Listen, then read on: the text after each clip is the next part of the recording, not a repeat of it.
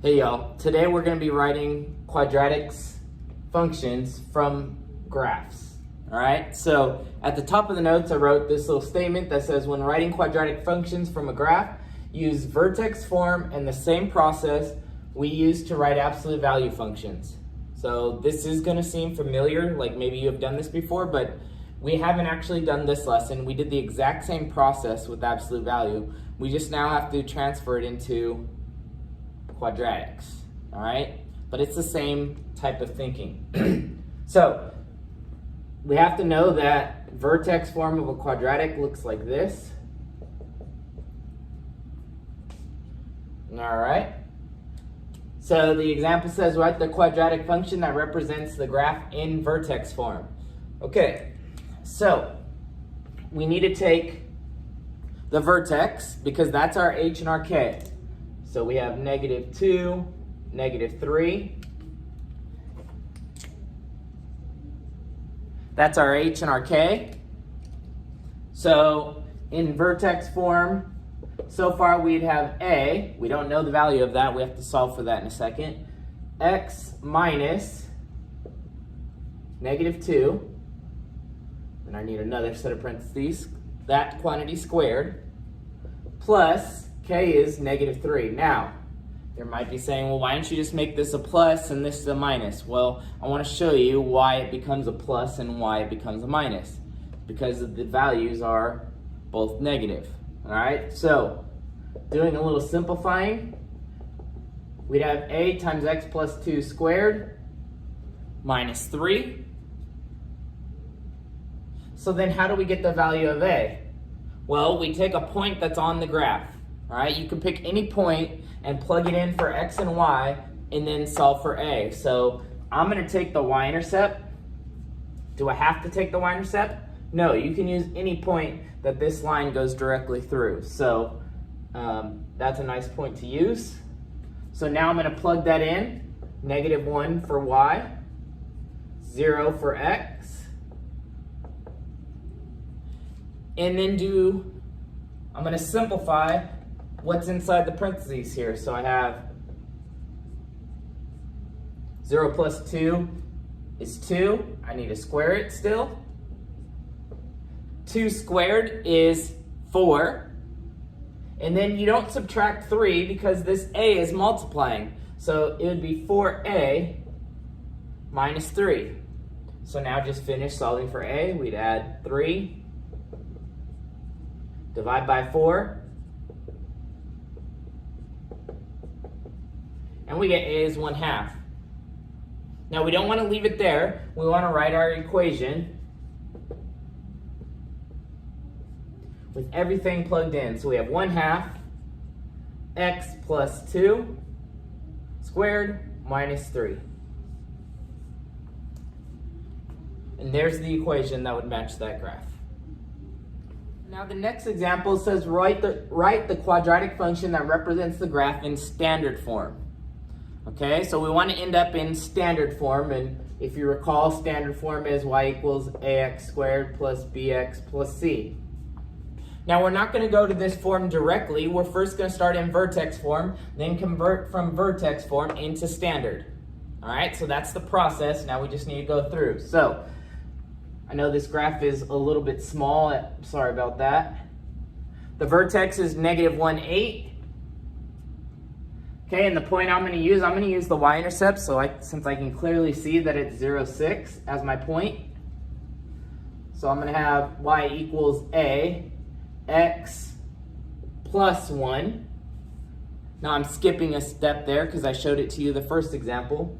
Okay, it's a plus because this value is a minus. And then I have plus 8. All right, now I'm going to plug in 0, 6. So 6 equals a, 0 plus 1 squared plus 8. So I have 6 is equal to a times 1 squared plus 8. So I have 6 is equal to a plus 8. So a is -2. So my function is y equals -2, x plus 1 squared plus 8. However, that's not in the form the question asked for. It wants it in standard form. So I need to change from this form into standard form. So I need to expand x plus 1 squared. So that is x plus 1 times x plus 1 plus 8. Now I need to FOIL. Okay, so I have negative 2 times x squared plus 2x plus 1 plus 8. I need to distribute the negative 2. So I have negative 2x squared minus 4x minus 2 plus 8. And that's going to end as negative 2x squared minus 4x plus 6. And there is my final answer. We want to write a quadratic function that's called f that has a minimum of negative 2 at 1 and f of 3 equals 5. So I'm going to give ourselves a little picture here to start. Okay, it has a minimum value of negative 2. So that is the y value when x is 1. So 1, negative 2, I'll say is here. Okay, and f of 3 is 5. So we have this point over here, 3, 5. So our graph should look something like that. Now I don't need the graph, but it gives me a good picture of what's going on, and I can apply the same process that we just went through in the previous problems. Here's my h, my k, so I have y equals a x minus h, which is 1, plus k, which k is negative 2, so it's going to be minus 2. And then I plug in 3, 5. So I have 5 is equal to a, 3 minus 1 squared minus 2. So again, go through the same process we've been doing.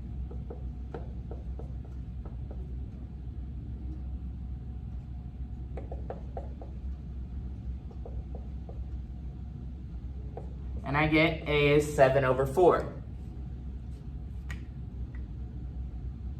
All right, so I have y equals 7 over 4, x minus 1 squared minus 2. And that's my final answer.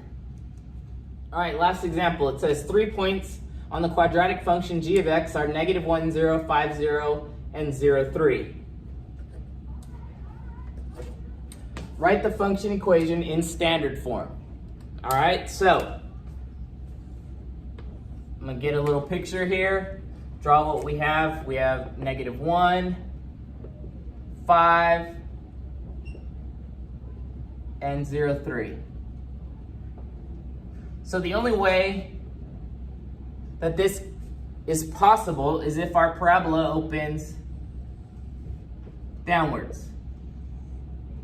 Okay? So you might be thinking, okay, can I write this in vertex form? Well, do you know the vertex?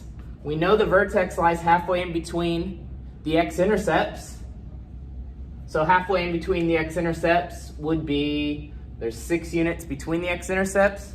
So divide that by 2, that's 3.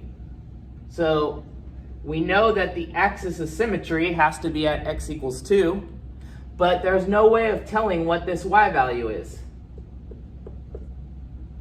Okay, so what do we do? Well, if you remember, one of our forms was called intercept form. Okay, so intercept form was this form right here. All right, where p and q are x-intercepts. So I can write this function, and let's use g of x, since g of x is the name that it was given. It's going to be a times x minus the first x-intercept times x minus the second x-intercept. Okay, so g of x is equal to a x plus 1 times x minus 5.